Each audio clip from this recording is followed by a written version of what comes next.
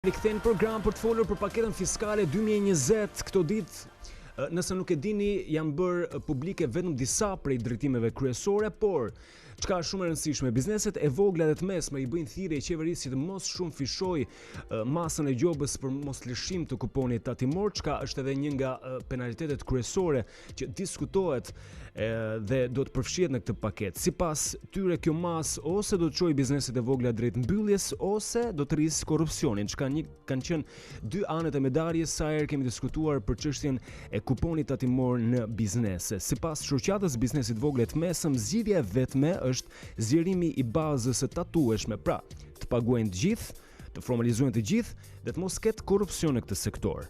Ndërsa në lidhje me zëvendësimin e kasës fiskale, kjo shoqatë kërkon që kostoja e saj të mos i ngarkohet biznesit, i cili është edhe në vështirësi të mëdha financiare, ju e dini. Por nuk është vetëm kaq, situata e bizneseve të vogla në Shqipëri paraqitet sipas shoqatës tejet e rënduar. Problemet janë pafund që nga pasojat e TVSH-së mbi biznesin e vogël, rimbursimi i TVSH-së për disa sektorë, çmimi i naftës edhe deri tek pagesa e energjisë elektrike. Gjitha këto i diskutojmë sot me kryetarin e shoqatës së biznesit vogël e të mesëm, zotin Albert Nastu, i cili ka mbritur në studio. Mirëmëngjes, mirë se vjen në program. Mirëmëngjes, mirë se na erdhe. Ndërkohë që falenderoj për ftesën. Kënaqësi. Jeni mirëpritur gjithmonë, sidomos në këtë situatë që në fakt diskutohet edhe drafti i paketës fiskale për 2020-ën, edhe në fakt referuar të gjitha pjesëve që janë bërë publike në media, parashikohet një shumëfishim i gjobave për gjitha bizneset të cilat nuk do të lëshojnë kupon tatimor. Tani ju keni kërkuar që kjo mos të ndodh. Pse kështu? Çfarë rrezikojnë bizneset dhe pse është kaq alarmante situata? Unë mund t'ju them se nuk është konsultuar as pak me grupet e interesit ose me shoqatën e biznesit, sidomos të vogël dhe të mesëm të Shqipërisë, që është rreth 22.000 anëtar në gjithë Shqipërinë. Mos harrojmë, kjo është dhe antikushtetuese. Ne kemi fituar betejën me kryeministrin dhe me qeverinë shqiptare para disa vitesh, kur kryeministri ynë deshte të shumëfishonte gjobat për mos lëshimin e kuponit tatimor, ta bënte 5 milion lekë dhe me burgosje, me burgim. E pam shumë të parasyshme dhe e pam që ka shkelje kushtetuese. Dhe tani ne do të hapim prapë proces. Të njëjtës luftë. Prap do t'i rikthehemi se s'bën, se s'ka shans tjetër, por këtë betejë do ta fitojmë, se themi është antikushtetuese. Këtë betejë do ta fitojmë dhe me ligj, por dhe me protesta. Por një kritik të madhe për Ministrinë e Financave dhe të Ekonomisë, por dhe qeverinë shqiptare përgjithsisht, që është shumë hermetike dhe nuk konsultohet as pak me grupet e interesit. Transparenca duhet ishte shumë e madhe. Çdo biznes duhet të di se sa shumëfishohet gjoba. Çfarë dëme ka kësaj gjobe? Çfarë ndodh konkretisht? Na thuaj çfarë është ndryshimi? Si është situata aktuale e biznesit vogël dhe të mesëm? Dhe çfarë pritet të ndodh nga ky ndryshim i ligjit? Atëherë unë nuk do t'ju jap shifra publikut dhe juve bashk, që t'ju jap ca shifra që në 6 vjet janë mbyllur mbi 92.000 biznese në Shqipëri. Dhe kryesisht i vogël dhe i mesëm, ose të vetë punësuar, që do të thotë që këta kanë nga 1 deri në 4 punëtorë. Kjo është dëm i madh për vendin, sepse biznesi ishte një aset kombëtar. Biznesi pavarësisht se sa fut në buxhetin e shtetit, sa 1.5, do të thënë $1 po problemi është që nuk është puna e saj se sa fut. Problemi është i vetë punësuarit, çështje sociale. Mos harrojmë, Shqipëria ka 92% biznes të vogël, që do të thotë mbi 102.000 biznese janë të vogla. Po në gjithë këtë numër të madh, si t'ja bëj shtetin në një farë mënyrë, duke bërë dhe avokatin e djallit, që të ruaj edhe të ndaloj pikërisht evazionin fiskal tek biznesi i vogël dhe i mesëm? Fare lehtë. Institucionet që kanë për detyrë të zbatojnë ligjin janë shumë institucione, janë shumë ministri. Pa diskutim. Sidomos institucionet flasin për Ministrinë e Financave dhe të Ekonomisë, që ka ekskluzivitetin që ka me ligj të kontrolloj, të luftoj evazionin, të luftoj informalitetin, të luftoj gjithçka që shet të paligjshme. Që do të thotë, kur nëse do kishte efektivitet Ministria e Financave, nuk vazhdon akoma 42% sot ka evazion, ka informalitet. Do të thotë që s'kan karta fare. Evazioni është rritur rreth 42%, prap 43%. Janë të dhënat të statit. Po, qartë. 43% ka evazion fiskal, Dhe evazioni fiskal nuk e bën biznesi i vogël. Përgjithsisht. Evazioni fiskal e bën biznesi i madh. Ne kemi bërë luftë të madhe për çështjen e evazionit. Ne kemi bërë luftë të madhe për futjen e biznesit të vogël në TVSH, që nuk kemi pranuar. Ne kemi marrë modele evropiane, pse i tham qeverisë shqiptare dhe Ministrisë të Financave, i tham që të mos e vendosë. Mos harrojmë para 2 javësh Banka Botërore kritikoi domethënë nga haktet më të mëdha, më të rënda që ka bërë kjo qeveri ose Ministria e Financave, ka bërë që ka futur biznesin e vogël me TVSH. Që do të thotë, një biznes i vogël që mezi mban veten, të futet tamam si një fabrikë. Do të thotë i shtohet kostoja. Dhe ja tash kryet të një viti e gjysmë, mbasi u fut biznesi i vogël me TVSH, kemi evazioni është rritur, ne prisim që të shtoshë evazioni, që të ulçë evazioni, në arkën e shtetit mungojnë rreth 100 milion dollarë, kryesisht nga TVSH-ja. Dhe thash, atëre çfarë efekti pati? Pati efekt që u mbyllën bizneset. U mbyllën me mira biznese. Të paktën vetëm vitin që kaluam, viti 2018, u mbyllën rreth 17.300 biznese. Dhe nuk është problemi vetëm tek fakti që janë vetë punësuar edhe ulet edhe numri i personave që marrin rrogë, po janë familje që mbahen, familje të tëra që mbahen nga biznesi i vogël dhe i mesëm, çka do të rriqte vëmendjen edhe atyre që na njohin e që ndoshta nuk kanë një biznes, po për të kuptuar çfarë efekti mund të kenë këto ndryshime. Ju keni kërkuar për ndalur pak edhe këtu tek një takim i fondacionit Friedrich Stiftung, ku ka qenë i pranishëm edhe ministri i sipërmarrjes Eduard që ky projekt i fiskalizimit të shtyhet me 2 vjet, edhe zëvendësimi i kasave fiskale të zerohet, që të mos jetë kosto mbi biznesin. Çfarë ndodhi? Nuk u mor parasysh as kjo. Dgjoj, ne kemi pasur takime më përpara me ministrin e Financave. Në Ministrinë e Financave kemi pasur ne si shoqat një grup dhe kemi kundërshtuar që atëherë. Shtyrje me 2 vjet dhe kosto zero për biznesin. Mos harrojmë atëherë 5 qendrojnë kasa fiskale. Atëherë kasa fiskale është me që është për llogaritë të shtetit, jo për llogarinë e biznesit. Shteti do ta kontrollojë biznesin se sa xhiro bën. Atëherë duhet ta marrë përsipër shteti këtë pagesë.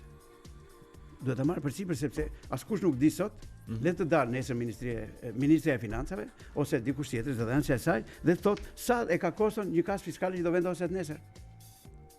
Sa e ka koston? Për ne na del rreth 700 euro.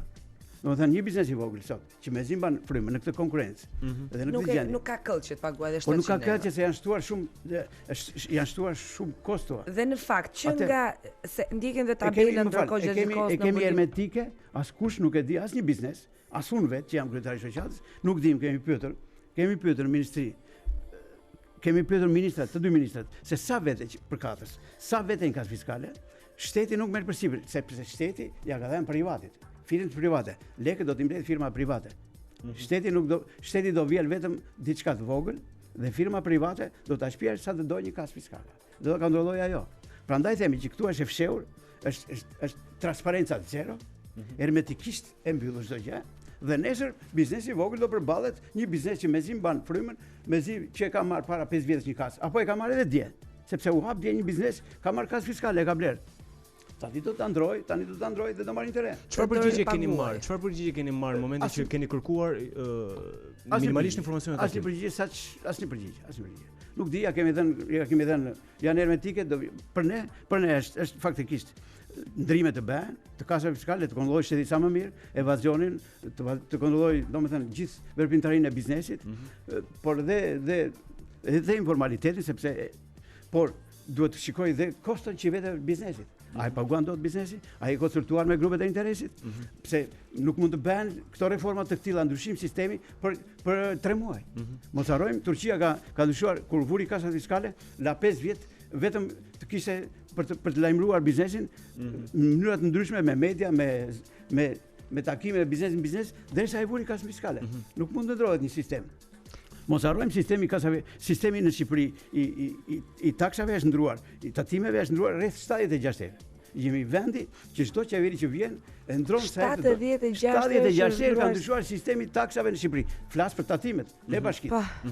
Flas për tatimet. Do të thotë që unë si biznes vin në Shqipëri, hap një biznes dhe futem me këto rregulla. Dhe pastaj, mbas një viti ose mbas 6 muaj ose mbas 2 vjet del rregull tjetër. Që do të thotë nuk i përshtatesh dot. Dhe kjo është një ndër arsyet pse po falimentojmë. Nuk e implementosh të rregullat e reja. Nuk implementon dot, domethënë. Pastaj mos harrojmë, nuk ka nivel që online të zbatosh një sistem të ri duke ditur që pjesa më e madhe e bizneseve janë edhe me shkollë të mesme, edhe me shkollë të lartë, por nuk kanë dhe shkollë ekonomik kontabël që themi. Më falni, desha të them, një firmë e madhe ka menaxher, ka ekonomist kontabël, ka jurist, ka tjetër strukturë shumë qartë azitë të organizuar. Ne kemi kundërshtuar dhe do kundërshtojmë me që jemi në kasat fiskale, si për çmimin, nuk do ta pranojmë këtë çmim dhe do për kohën.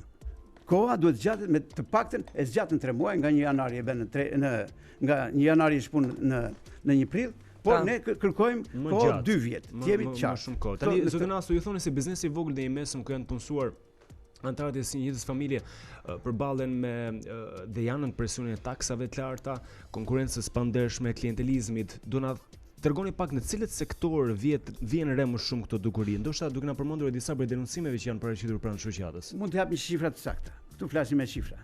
Rreth 83% e biznesit shqiptar është dënuar një herë. Është dënuar një herë. Rreth 54% është dënuar 2 herë. 25 deri në 30% është dënuar 3 herë në vit, flasim. Nga institucione të ndryshme. Kemi AKU-n, kemi shëndetësinë, nuk janë vetëm tatimet, kemi bashkitë, ne kemi zënë si gjobat që vijnë përgjithsisht për biznesin. Dhe kjo është menduri. Domethënë, le kontrollet. E kemi thënë dhe e themi. Pavarësisht dashamirësisë kryeministrit që ka thënë me mua ka qenë për disa takime të mëdha që ne do të ulim kontrollet. Dakor, por kontrollet po zgjerohen, po të kontrollosh 6 herë një biznes në ditët, është çmenduri, është në radhë parë presion psikologjike një herë, pastaj të tjerat. Çfarë kontrollohet 6 herë në ditë? Gjobat janë të rënda dhe të majme. Kontrollohen gjitha kuponit atimor, evazioni, kontrollohen përgjithsisht të punësuarit, kontrollohen mallin që ke në ditë. A nuk mjafton që të shohësh gjitha rekordet e një muaji, 6 muaj të çdo biznesi edhe nuk ka më nevojë për kontroll? Për të kuptuar cili është qëllimi i kontrollit. Nëse gjendet një shkelje, ne besojmë, sepse po e themi qeveria jon, nga që nuk kontrollon dot të mëdhenjt, ata që bëjnë evazionin dhe kanë monopolet dhe oligarkin dhe vjen i turret biznesit të vogël. E kemi thënë dhe e themi. Të gjitha ligjet që kanë dhënë qeveria deri më sot, që nga 2013, 2014 deri më sot kanë qenë anti biznesi i vogël dhe i mesëm. Ka qenë vetëm për monopole. Dhe shikon, janë zhdukur rreth 60% e biznesit që ishte në 2014, biznesi i vogël është zhdukur. Dhe kanë ardhur biznese tjera, por jo, me pakic. Po themi, derisa ju thash shifrën që janë mbyllur rreth 92.000 biznese për 6 vjet, kjo është alarmante.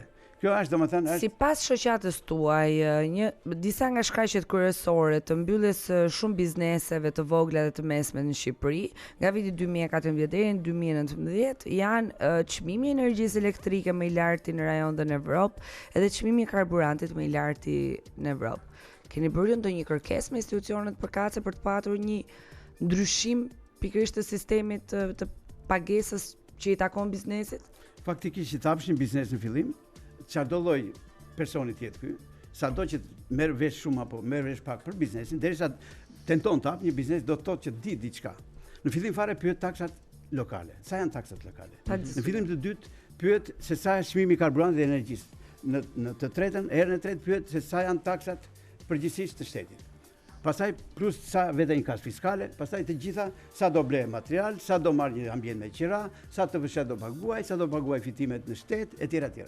Po të shikosh, jemi vendi i tretë në botë që kemi çmimin më të lartë të energjisë. Jemi vendi i parafundit në botë ose i fundit që jemi vendi i korruptuar. Kur flas për korruptuar, flas që ata inspektorët që na vinë, na vizitojnë, shpesh herë nuk na vizitojnë për të na parë ne se çfarë fytyre kemi, apo sa të bukur e kemi lokalin, apo sa të bukur e kemi biznesin ton. Ata vinë për rishfet përgjithsisht. Që duan rishfet. Dhe po e them këtu, po i bëj një thirrje Ministrisë së Financave, largo kontrollet nga biznesi. Sepse po bën kërdin, kemi shumë të dhëna sot nga biznesi që po paguan shumë lek në dorë. Që nga 500.000 lekë vjetra deri veri shifrën sa të doni. Dhe pa kupon tatimor që është evazion më vetë. Faktin ato lekë shkojnë në arkën e shtetit, se shkojnë në xhep. Kuponit tatimor të mësojmë ne në Shqipëri se si bëhet gjoba, në botë është analoge me çfarë malli merr. Nëse unë marr një laps dhe ky laps i bën 100 lekë, duhet i vesh 10 fishin ose 20 fishin. Dhe jo ta dënosh 1 milion lekë tani që do të vën ligjin. Apo 2 milion lekë të vjetra flas. Deri në 2 milion lekë bëhet fjalë gjoba. Atëherë këto janë shkatërruese.